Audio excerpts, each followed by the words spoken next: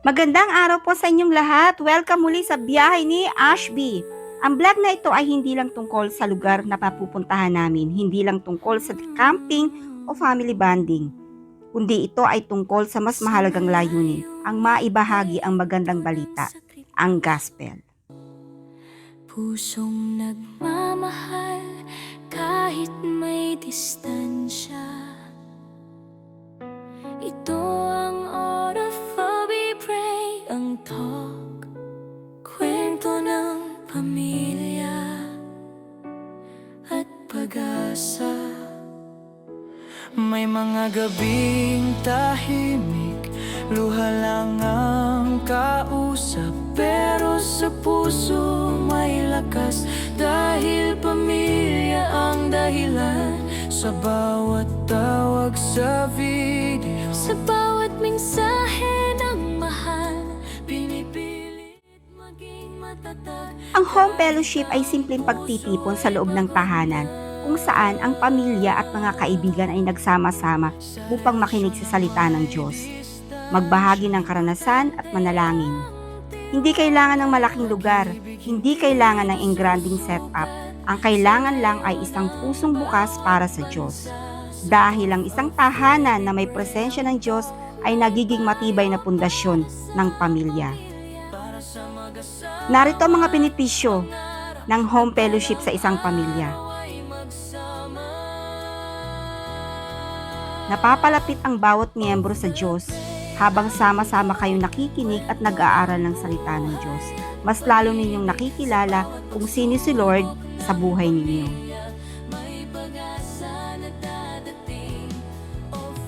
Tumitibay ang samahan ng pamilya. Nagkakaroon ng mas malalim na koneksyon, hindi lang bilang pamilya, kundi bilang magkakatuwang sa pananampalataya.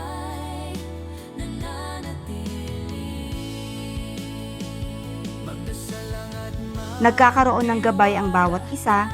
Sa bawat pag-aaral ng salita ng Diyos, nagiging malinaw ang direksyon ng buhay.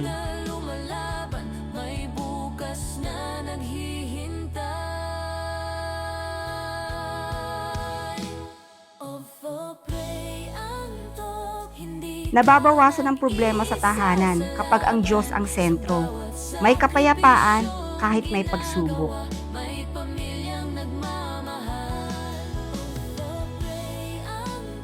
Natututunan ng mga kabataan ang tamang landas. Napaka-importante na habang bata pa, nakikilala na nila si Jesus Christ.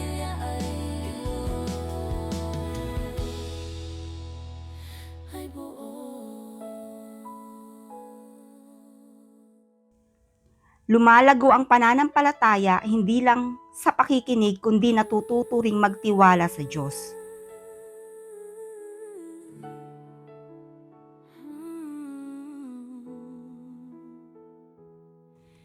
Nagiging instrumento ang pamilya para sa iba. Ang isang tahanan ay pwedeng maging daan para mas marami pang tao ang makakilala kay Lord. Distansya. Ito ang Oraphobi Pray, ang talk, kwento ng pamilya at pag-asa. may mga gabing tahimik, luha lang ang kausap, pero sa puso may lakas, dahil pamilya ang dahilan.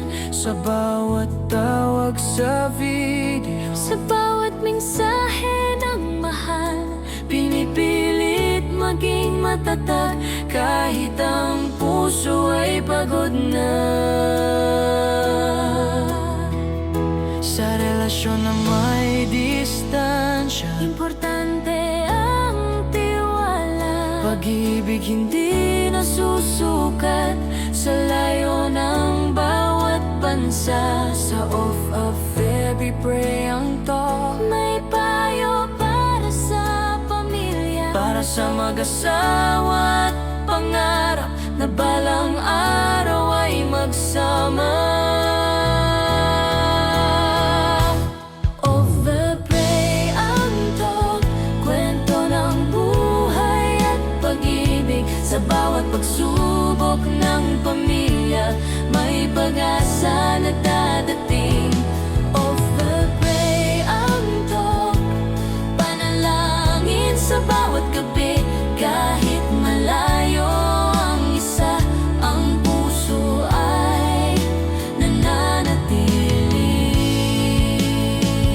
Magdasal lang at magtiwala, Dahil ang Diyos ay may plano. sa bawat ofo na lumalaban, may bukas na naghihintay.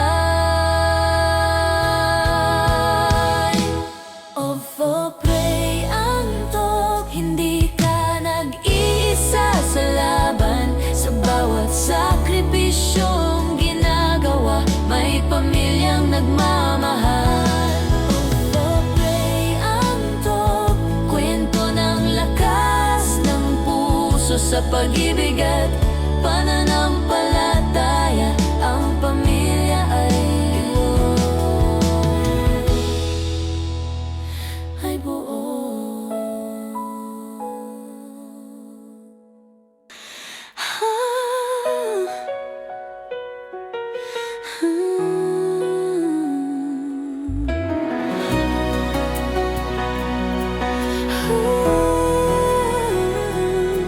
Sa malayo may kwento ng sakripisyo, pusong nagmamahal kahit may distansya. Ito ang OFW Pray, ang talk, kwento ng pamilya at pag-asa. May mga gabing tahimik, luha lang ang kausap.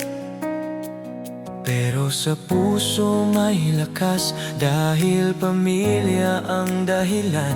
Sa bawat tawag sa video, sa bawat mensahe ng mahal, pinipilit maging matatag kahit ang puso ay pagod na. Sa relasyon na may distansya, importante ang tiwala. Pag-ibig hindi nasusukat sa layo ng bawat bansa. Sa OFW ang talk, may payo para sa pamilya. Para sa mag-asawa at pangarap na balang araw ay magsama. OFW ang talk, kwento ng buhay at pag-ibig. Sa bawat pagsubok ng pamilya, may pag-asa na dadating. Pagkatapos ng aming home fellowship meeting, nagkaroon kami ng pagkakataon na mag-open ng home fellowship sa Florida Blanca, Pampanga. At tunay na nakakataba ng puso dahil maraming kabataan ang nag-attend. Nakakatuwang makita na ang mga kabataan ngayon ay bukas na makinig at makilala si Jesus Christ. Napaka-importante na magabayan ang ating mga kabataan dahil kapag nasimulan nilang makilala si Jesus Christ, ito ang magiging matibay na pundasyon ng kanilang buhay.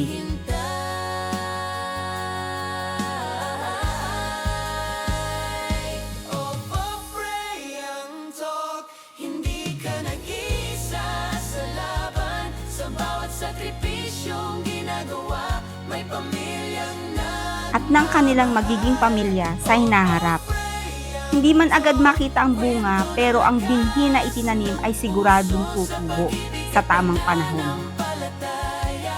Ang pamilya ay buo. Ang biyahe ni Ashby ay hindi lang tungkol sa paglalakbay. Ito ay mas may malalim na layunin. Ang maibahagi ang salita ng Diyos sa bawat lugar na aming mapuntahan. Habang kami ay naglalakbay, dala namin ang mensahe ng pag-asa, pagmamahal at kaligtasan na nagmumula kay Jesus Christ. Dahil naniniwala kami na ang tunay na buhay ay matatagpuan lamang sa Kanya. Kahit may distansya, Ito ang OFW Pray, ang talk, kwento ng pamilya.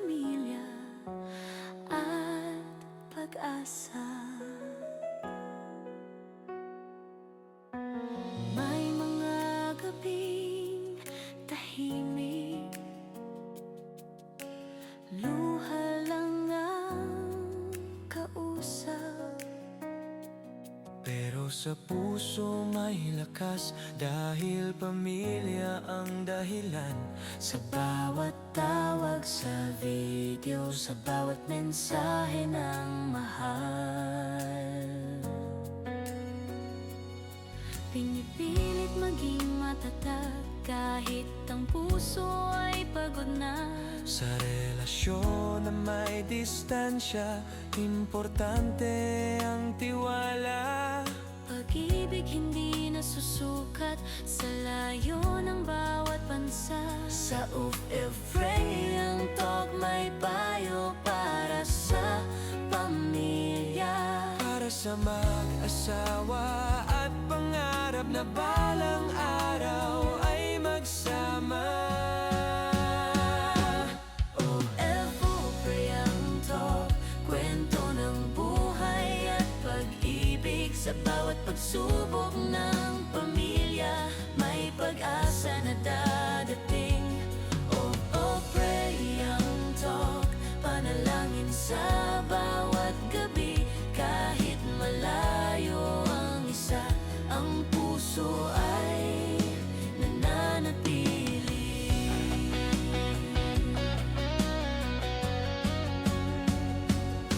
Magdasal lang at magtiwala, dahil ang Diyos ay may plano. Sa bawat ofel na lumalaban, may bukas na naghihintay.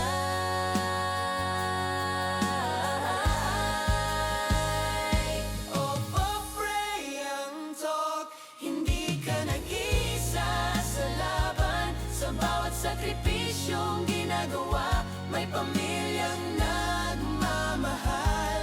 Ufray ang talk, Kwento ng lakas ng puso, sa pag-ibig at pananampalataya. Ang pamilya ay buo.